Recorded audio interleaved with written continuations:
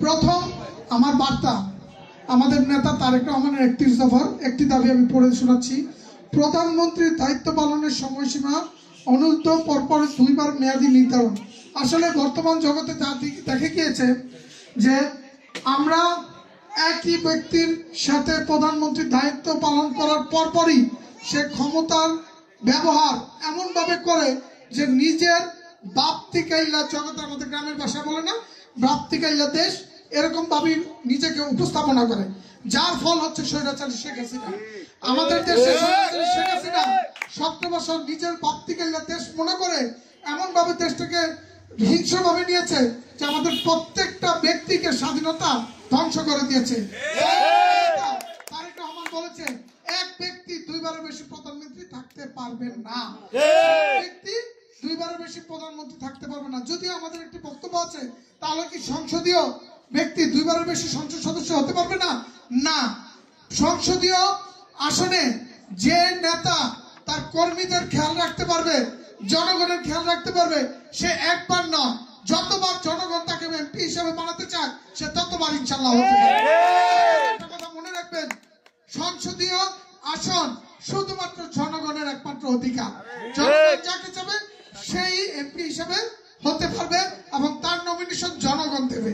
একটি কথা মনে রাখবেন, বর্তমানে আপনারা দেখতে পাচ্ছি আওয়ামী লীগের এজেন্ডা, আমার চাচা বলেছে, আমার শ্রদ্ধেয় আমার বাবা জেনারেল মেম্বার বলেছে যে আপনারা খেয়াল করবেন আওয়ামী লীগের নেতারা বিভিন্ন সেন্ট্রালের নেতৃবৃন্দকে ধরে হাত নিয়ে তাদের পিছনে টাকা পয়সা ব্যবহার করে তারা চেষ্টা করছে নিজেকে আবার বিএনপি আওয়ামী লীগের মতো যেরকম পিছনে পিছনে প্রত্যেকটা ব্যক্তি ধরেছে বিএনপির। আমরা একটি দফা নিয়ে আলোচনা করতে আসছি।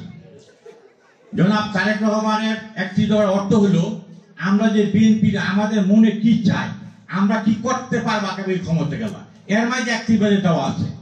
এইটা আমাদের জনগণকে মা বোনকে বোঝাইতে হবে যে আসলে আমরা বিএনপি আওয়ামী লীগের মতন খাই পাটি না। আওয়ামী লীগের মতন দিনের ভোট রাত্রে ভোট দিনে করবো না এবং দেশ ছেড়ে চলে যাবো না। আমাদের এই দেশে আমার বাড়ি, এই দেশে গতিতে থাকতে হবে, যার জন্য আমাদের একটি দফাকে সবাইকে বুঝাইতে হবে। একটি দফার প্রথমে আছে দেখেন সুস্থ নির্বাচনের জন্য তত্ত্বাবধায়ক সরকার, এটা কিন্তু আমাদের সবাই চাহিদা, বাংলাদেশের জনগণের চাহিদা। 2 নম্বর আছে মনে হয় ক্ষমতা ভারসাম্য, প্রধানমন্ত্রী প্রেসিডেন্ট মন্ত্রীদের মধ্যে একক ক্ষমতা থাকবে না, ক্ষমতা সবার প্রতি বন্টন করা হবে। এই যে এইগুলো আমাদের আরো অনেক কিছু আছে যা এত কিছু বলা যাবে না। আমাদের মান্নান সাহেব পিরপুর ইউনিয়নের সন্তান, আমাদের এই 3 একই সন্তান পিরপুর ইউনিয়নের সন্তান, এর কারণে বলতে বলার মতো কিছু নাই।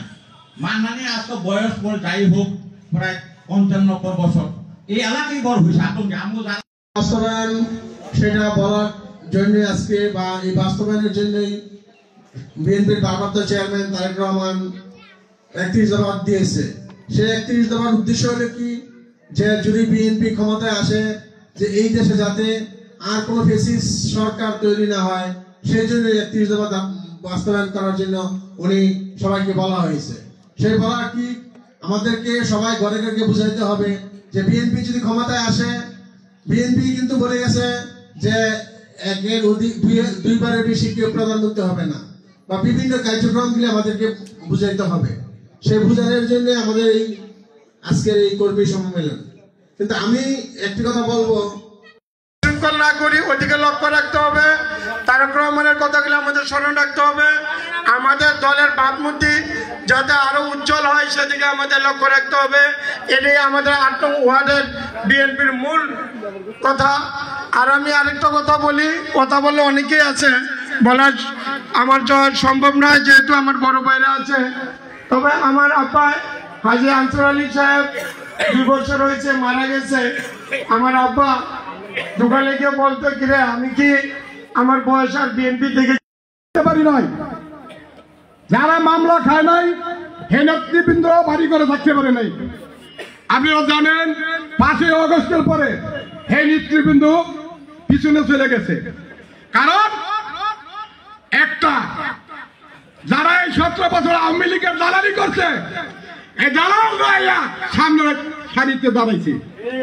প্রত্যেক কেন্দ্রীয় নেতাকে বাসায় বাসায় গিয়ে দরজা লক করতেছে, ব্যানার প্রেসিডেন্ট দিয়ে রাস্তাঘাট সারা বাংলাদেশ ভরে রয়েছে। এই দালাল গোঠাই নয়, বিএনপিতে দালাল গোঠাই নয়। দেশ নায়ক তারেক রহমানের কথা তৃণমূল নেতৃবৃন্দে মূল্যায়ন করতে হইব, প্রত্যেক ঘরে ঘরে দায়িত্ব হইব। আপনার ভোট আপনি দেন, আমার আত্মীয় শক্তিশালী করেন। তৃণমূল নেতৃবৃন্দের কাছে কি বার্তা পাঠাইতে যে আমার যদি দেশ পরিচালনার দায়িত্ব দেন, আমি দেশ পরিচালনা করব। জনগণ হয়েছে ক্ষমতার উৎস, জনগণের কাছে যান। আপনি ক্ষমতায় আসেন নাই, আপনি মুখ ধরে পড়েছেন বড় নেতা হইয়া, এই নেতার দরকার নাই, জনগণের কাছে যান।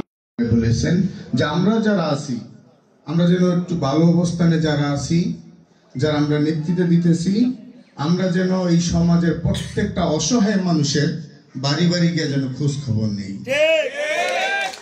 এবং পাশাপাশি আমরা যেন মসজিদ, মাদ্রাসা, কবরস্থান এবং রাস্তার এগুলো যেন আমরা খোঁজ খবর নিয়ে রাখি।